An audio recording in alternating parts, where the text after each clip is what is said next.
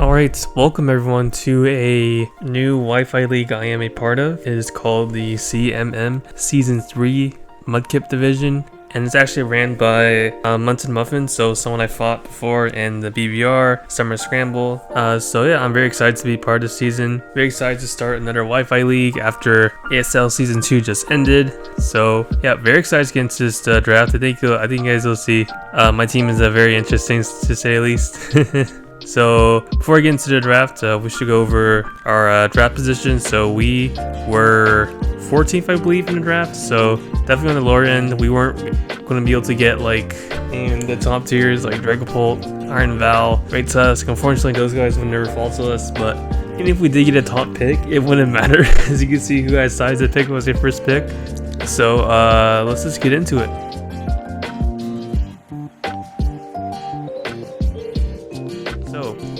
Our first pick for the CMM Season 3 is actually MUDKIP. So this actually started as like a little joke like before we started drafting, where I said like I'd actually draft MUDKIP round 1. And you know what? I decided to just go for it. Now I might think that like, oh, that's not that big a deal. I mean, it's just like 1 point, right? You just like pick up a good one later, and it's not going to be that big of a deal. Actually, MUDKIP is worth 20 points in this league, so actually I was shooting myself in the foot a lot by using MUDKIP. So not only was I wasting a valuable team slot, but I was also lowering the amount of points I could use to draft my other mons by like 20 points. And in total, we only had like 120 points. So even like with like the MUDKIP, I could still build a reasonable team, I feel like, with the remaining points I had. And you know, some people might wonder, why would I do this to myself? Why did I willingly fuck myself over like this? Now, if you look at the history of my Wi-Fi career, for the past, so in all like the past 3 Wi-Fi leagues I've been part of, I actually made it to finals in every single one, and I've only lost the finals match of the last Wi-Fi league I was in to a good buddy of mine. So I was thinking like, how much can I possibly handicap to myself to where I don't make finals? So that's why I was okay with the idea of drafting MUDKIP first round, just for science, you know, just for science, to see if I could actually make it to finals or even playoffs at all by fucking myself over and picking MUDKIP in round 1. So that's our first pick. As a Pokemon, I mean, MUDKIP is MUDKIP. I mean, what's there much to say, man? I mean, a god is a god, you know? Now, I do promise that I will bring MUDKIP at least once throughout the season. I promise that. I promise I will bring MUDKIP. I will. I will bring MUDKIP. And I promise I will try to get at least 1 kill on MUDKIP. I do have some ideas on how to do that. I do have some quite nefarious stats in mind, but you know, of course, I'm not gonna mention them here because maybe I don't want to scare my opponents into prepping for MUDKIP. That would be crazy. But one of you guys, someone will be my unlucky victim. So that's our first pick. Moving on to our second pick. So since we were at the bottom end of the draft pick, we were able to pick our next mon relatively soon. So our next pick actually is Masquerada. So Masquerada is basically what won me my first ever Wi-Fi league.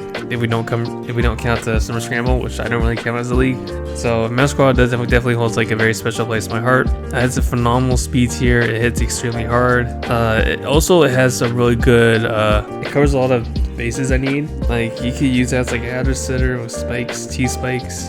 He gets good priority, knockoff, momentum, and overall just very difficult to switch into. And I think he also gets nasty plot if I'm not mistaken. So you can run like a special set if you want to. But yeah, overall Masquerada provides like really good roll compression. It's a nice speed mon, momentum user. That's kind of why I decided it was a good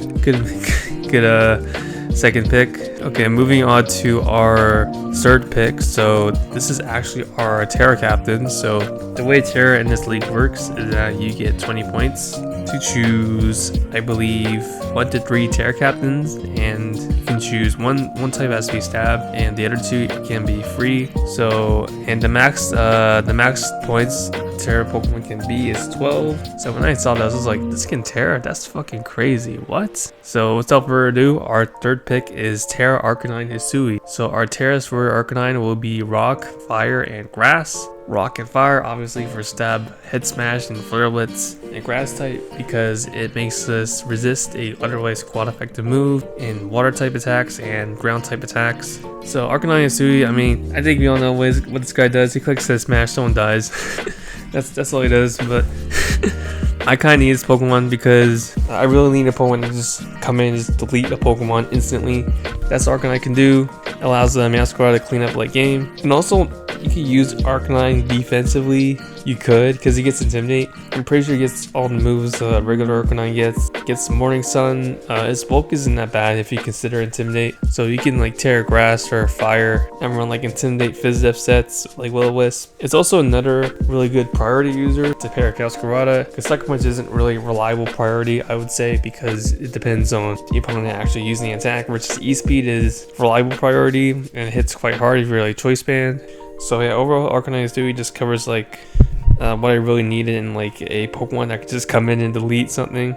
And I'm actually very excited to use this guy because I've never used Arcanine before. I've seen other people use it and it's been an absolute monster, so I look forward to seeing what it can do. So our third pick for the CMM Season 3 is another Pokemon that I use quite extensively, and it is Alomomola. So I've used Alomomola like basically all my Napix drafts, I feel like. So I've used Aloe like a lot.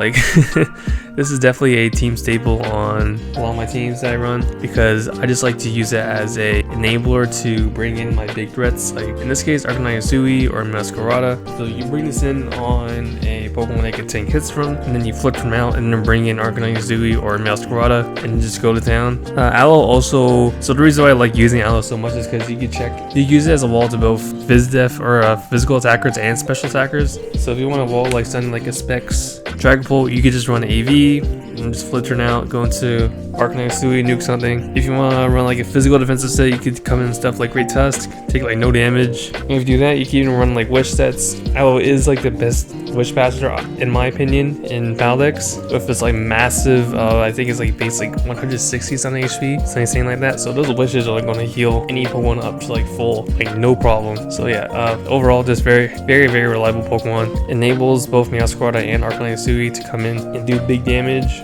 Also has that longevity that I need and is a real water type. Sorry, Mudkip. And yeah, overall yeah, very excited to use these three. I think they pair very well with each other. And then moving on to our fifth pick. So looking at our guys, we clearly lack a special attacker. So I decided to make that up by picking Dragalge. So this is another Pokemon that I've never used before, but one that I've always saw and I saw potential in it. So Dragalge gets like has adaptability. So it hits Draco Meteors and Sludge Blaze extremely hard. Its special defense stats also like really good. So you can use it as like a special defensive wall to stuff. Dragon Poison is a pretty good typing. It's also a grounded poison type, which I believe is very important draft. If you don't have a grounded poison type, people might just bring T-Spikes and fuck you over. So very important to have a grounded poison. So glad I picked up Dragalge, and also checked off my dragon typing that I was missing, since I wouldn't be able to get something like Soundless Dragonite because they're too expensive. So Dragalge provided a nice cheap dragon type that was actually good. Sorry Noivern, you're not good.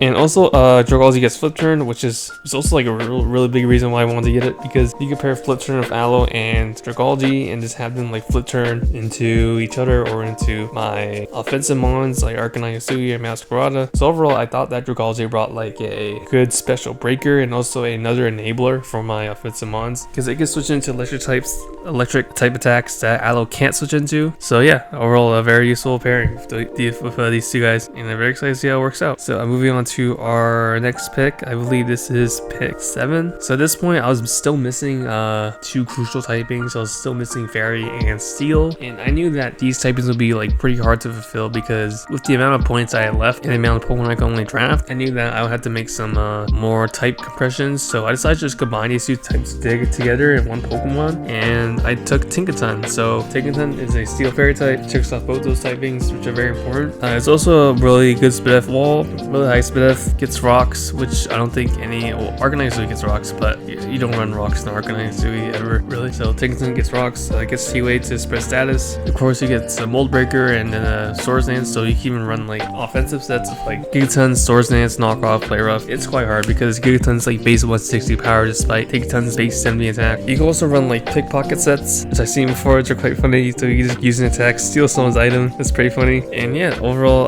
I'm mainly drafted just for its typing, really. But I never used Tinkaton before, I don't think. Mainly, I just want to use it for its typing and its potential as a setup sleeper, but it's probably mainly going to be used as like a defensive mon. And yeah, that's it for Tinkerton. Our next pick, moving on to pick number 8. So we're still missing a ground type, which is very, very important to have. If you don't have a ground type, then Pokemon like Raging Bolt or going to spam Volt Switch all over your team. So for next pick, we decided to pick up a ground type, and I decided to pick Standing Shocks. So Standing Shocks gives me 2 things. It gives me a ground type, and it also gives me a fast special attacker, which I was still lacking on the team, and also a dedicated hazards lead. So Standing Shocks gets both spikes and stealth rock. You can leave it with like boost your speed, get the rocks up, get the spikes up. You also use it as a fast special attacker, which in this case I really need because Dragology is not is not outspeeding anything. Standing Shocks is base 1-to-1 speed is very nice because it outspeeds stuff like Chi-Yu naturally, and it can just go for Volt Switch or Nerf power. Grass Electric is also pretty difficult to switch into if you're not a Grass type, and many defoggers like Corviknight, they don't want to come in on a Standing Shock, so you can really get up hazards on them. That's why I think the typing is really nice as a header setter. And yeah, I've used Standing Shocks like once before, but I didn't really bring it to like any games, but I could definitely like see its potential there on the team.